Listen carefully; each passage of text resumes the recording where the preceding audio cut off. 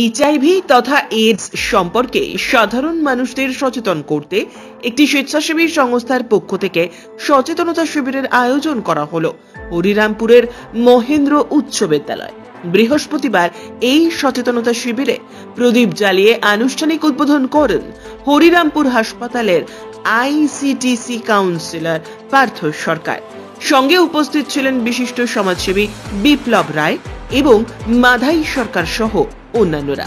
HIV কি, কেন হয়, কি করলে এর থেকে মুক্তি পাওয়া সম্ভব সে বিষয়ে বিস্তারিত আলোচনা করেন হরিরামপুর হাসপাতালের আইসিটিসি কাউন্সিলর পার্থ সরকার। তিনি বলেন, যদি এ বিষয়ে কেউ পরীক্ষা করাতে চান তাহলে হরিরামপুর হাসপাতালে আসুন। এই প্রসঙ্গে সেই স্বেচ্ছাসেবী সংস্থার সভাপতি পরিমল হালদার আমাদের জানালেন, নেহেরু যুবকেন্দ্র দক্ষিণ Dinajpur, ministry of youth affairs and sports, government of India এবং মহেন্দ্র যুবশক্তির যৌথ উদ্যোগে এই অনুষ্ঠানটি অনুষ্ঠিত হলো।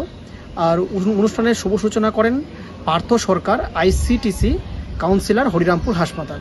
অনুষ্ঠানে প্রচুর মানুষের ভিড় লক্ষ্য করা গেছে এবং এইডস বিষয়ে যে মানুষের মধ্যে একটা ভুল ধারণা রয়েছে এবং মানুষের মধ্যে একটা সচেতনতা গড়ে তোলাই হচ্ছে এই প্রোগ্রামের মূল লক্ষ্য ছিল।